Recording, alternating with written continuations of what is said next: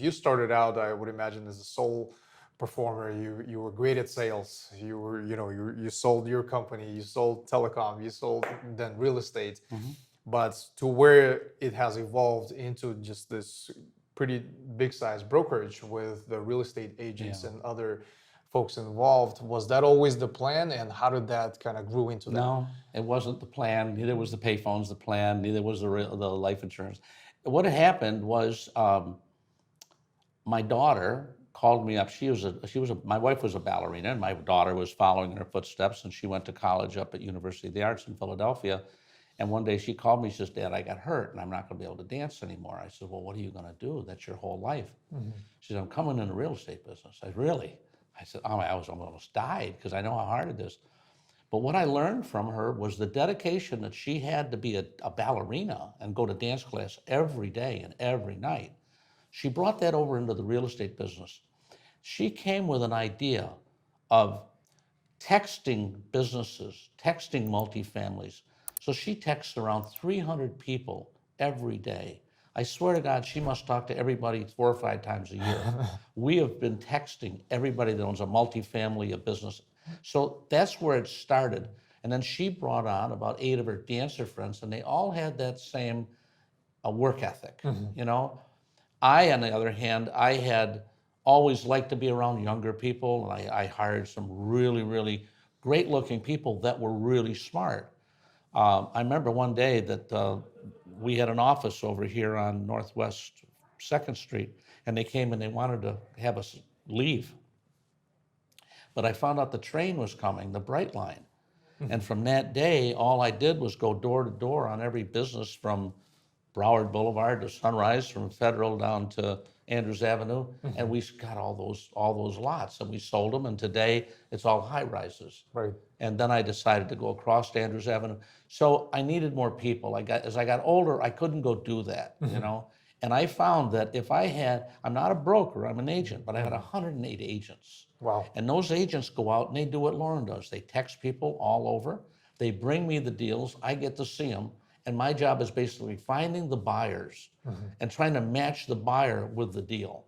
And I get to see the good deal. I get to see the bad ones too. Right. But I get to see the good ones.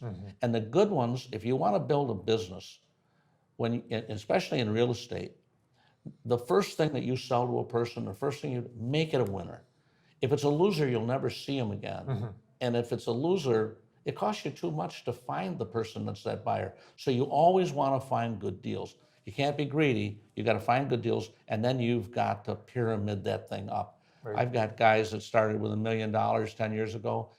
Barry, he's got $37 million worth of real estate now, Nice. all with the first million that he bought. But it comes back to those times when I was buying businesses, no money down, that type of thing. So today, I've kind of evolved with the interest rates into getting the sellers to finance them with a low interest rate to fight off that higher interest rate. And it gives me the ability to do other things that I couldn't do with the bank. My belief is when you buy a building, you have the land, you have the building, but you also have something else. And then something else, if it was a hotel, you might have a flag like a Holiday Inn. You might have furniture. You might have reservation systems.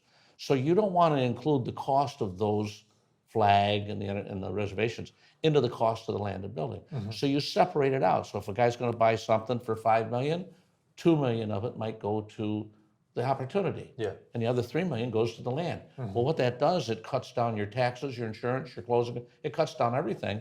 And then I go into the tax people and say, this is what I'm doing, and this is why I'm doing it, because the building isn't worth $5 million, it's worth $3 million, but I'm going to pay $2 million for the business opportunity.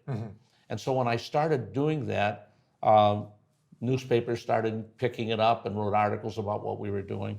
I didn't want to train the world about what I was doing. Give it all your secrets I out. wanted to keep the, but you ask a question, how do you keep current with it? And I think it comes down to being a problem solver itself. When you see a problem, interest rates went up, solve the problem by finding a lower interest rate. I love it. Right? That was it. I love it. And that's the type of mentality that I try to operate under. Even when I led technology teams in Fortune 500 organizations, it was always that frame of thought that there is no such thing as a problem, everything is an opportunity. And how do we, when we encounter there's no such thing as bad news. everything is an opportunity. How do we either learn from that or we either win? Yeah, if you think like everybody doesn't think like that, and that's why you have 90,000 agents here and 5,000 do 90% of all the sales. Nothing wrong with that. You know, Right. people want to get a real estate license, but when you're an investor, you really want the person that's got the experience of it, that's got the different ideas. I sit with people that are billionaires, and at the end of the meeting, they'll say, "I never even thought of that." God, you know, and that's kind of neat. To tell you the truth, they're billionaires and they do what they do. But when you tell them something that they don't do every day, and they catch really quickly on what you're doing, yeah, that's rewarding. Makes a lot of sense.